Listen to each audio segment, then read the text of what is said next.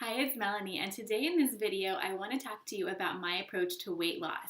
So, I don't address weight loss directly in my practice, and I think that surprises people because I'm a nutritionist, and the first thing most people think about when they think about getting help with nutrition is weight loss.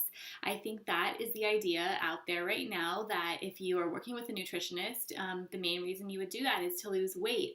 And I actually mostly focus on clients who are dealing with chronic health conditions, symptoms that are getting in the way of them dealing with their daily life tasks, or maybe a diagnosis or an illness that they want to figure out how to support themselves through food. So I'm really working with people on improving their health with food. But probably about half of my clients do have a goal, either a main goal or a secondary goal of losing weight.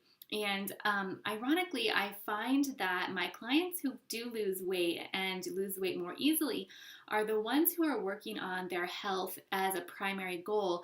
And weight loss ensues when we are then working on addressing the underlying issues, underlying reasons why their body is suffering from whatever is going on.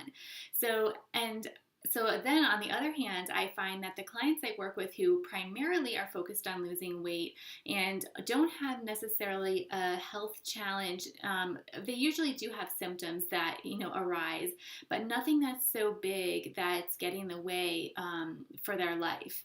And those are the clients who I find struggle more with weight loss. And I think it's partly because you may disagree if you're in this situation, and I'd love to hear from you if you disagree. But my experience with my clients is that weight loss in and of itself is not a big enough motivation to make change. So when we're talking about modifying your life and changing what you eat and adding supplements and maybe going to bed earlier and different lifestyle practices that we have to work on when we're working on our health, those things are not easy to do. And I'm always asking people to make changes. That's kind of the business I'm in, and that's what it takes to actually get better, is make changes with your life on a daily basis with what you eat, etc.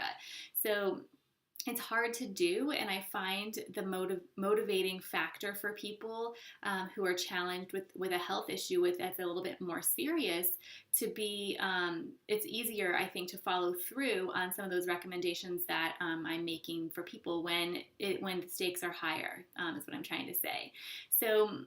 So I challenge my clients who are trying to lose weight to not really look at it as a black and white issue of, either you lost weight or you didn't, but to start to dig down into what would that really mean for your life if you lost weight, or why do you want to lose weight? Not just so the number on the scale is lower, but what else is there that's going on in your life that would be changed if you did lose weight?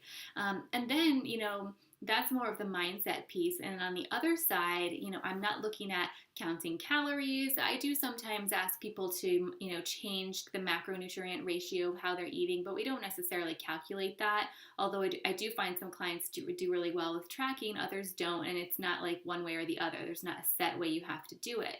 But I find that working on overall health, working on deeper issues, if you're having other symptoms that can give us clues as to what's going on. But I don't approach it directly in terms of a set plan or a set diet or a set number of calories or ratio of macronutrients.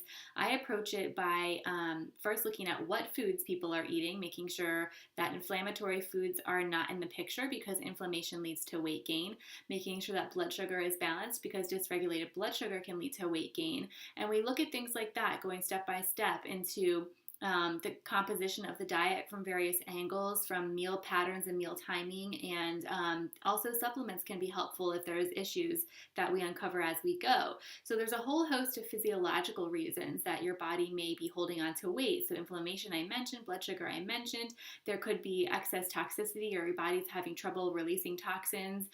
Your body stores toxins in fat, so a lot of times your body's actually protecting you, because if you lost a whole bunch of weight at once, you'd be inundated with all of these released toxins. So there's a lot of issues that have to be addressed, and it's not so simple as the number on the scale. And I find that people who lose weight too quickly can't keep it off, and it's tricky. So I focus on physiological underpinnings that are kind of the reason why the body is holding on to weight. I don't look at it as a primary issue, even if it's your primary goal. I see weight and your body holding on to excess weight as a secondary issue. There's something else going on in your body that's the reason why you're having trouble losing weight, or the reason why your weight is higher than you would like. So that's a lot to think about, the mindset piece as well as the physiological piece. And those are the two things that I look at when I'm addressing weight loss for people. So I would love to hear your comments if you have questions about this. I know this is a big topic for a lot of people, so I would love to answer any questions you have. And I'll talk to you again in the next video. Bye.